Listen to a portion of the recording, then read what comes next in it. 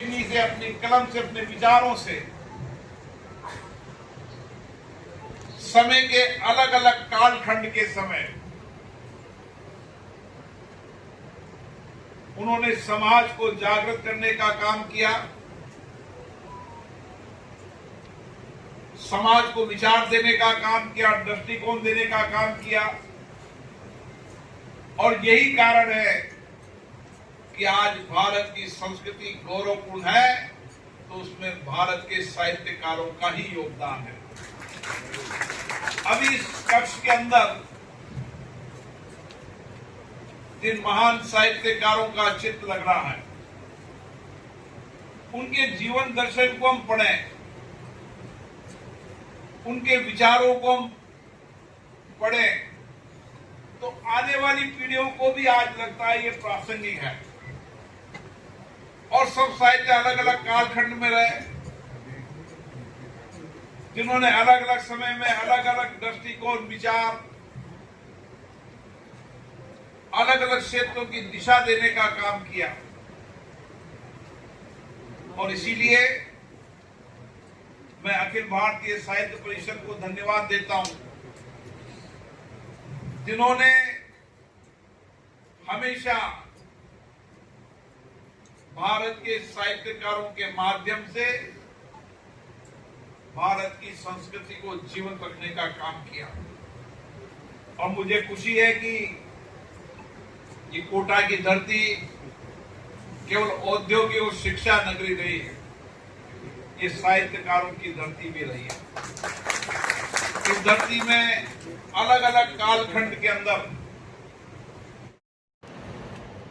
आज दुनिया भी मानती है कि अगर शांति को, मानसिक शांति है, तो भारत की धरती पर है।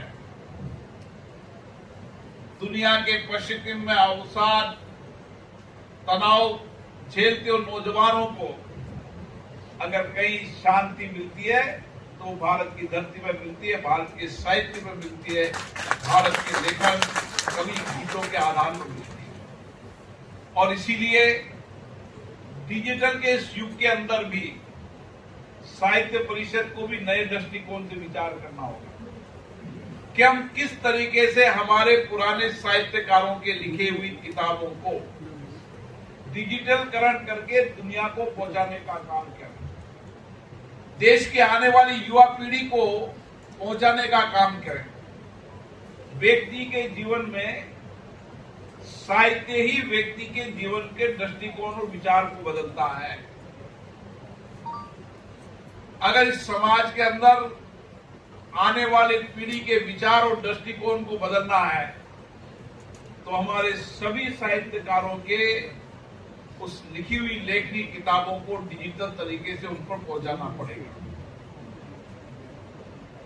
यहाँ पर कई साहित्यकारों के पुटले, कुछ मैंने किताबें उनकी पढ़ी है, कुछ अंश पढ़े हैं, लेकिन मुझे लगता है कि जिंदगी के अंदर किताब ही जीवन का सबसे बड़ा साथी है, साहित्य ही जीवन का सबसे बड़ा साथी है। जब कभी अकेलापन हो, तनाव हो, अवसाद की स्थिति हो, उस समय युवा पीढ़ी को भारत के साहित्यकारों के लिखे हुए लेख उनके अपने बेडरूम में पहुंचाने पड़ेंगे, उनके मस्तिष्क में पहुंचाने पड़ेंगे, उनके जीवन को बदलने का सामर्थ्य और शक्ति उनमें पैदा होगी। क्योंकि हमारे यहाँ जितने भी बड़े लोग बने हैं, वह बड़े लोग चुनौतियों बने हैं, कठिनाइयों में बड़े हैं। उनकी जिंदगी कठिनाई और चुनौतियों में जूझते बनी है, लेकिन उन्होंने देश और दुनिया के अंदर गौरव प्राप्त किया है। और इसीलिए उनके जीवनी को, साहित्यकारों की जीवनी को, और साहित्यकारों ने अलग अलग समय के कालखंड में जो लिखे हैं, उनको हमें युवा पीढ़ी तक पहुंचाने का काम करना पड़ेगा। यही साहित्य परिषद की सबसे बड़ी जिम्मेदारी है। हमारी युवा पीढ़ी कैसी हो, हमारी युवा पीढ़ी साहित्य, संस्कृति, भारतीय संस्कृति, ज्ञान, क्योंकि दुनिया के अंदर जब मैं कई देशों के अंदर जाता हूं तो हमारे लोग भी, मैं दुनिया के कई देशों में गया,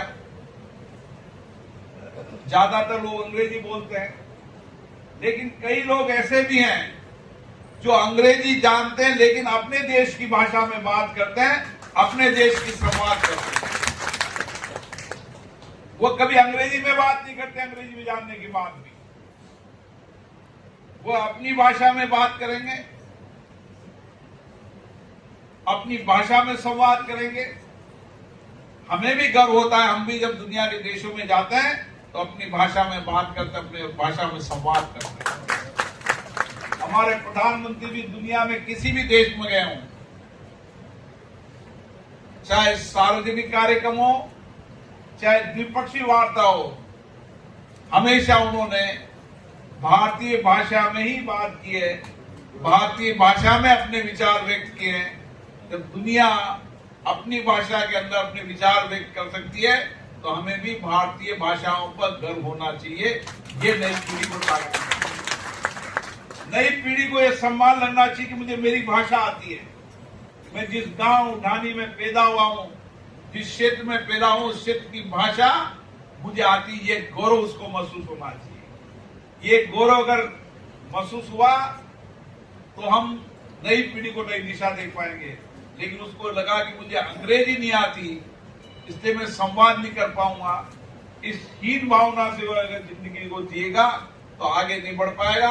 हमेशा अपनी भाषा, अपनी संस्कृति पर नई पीढ़ी गौरव करे, यही साहित्य परिषद का काम है।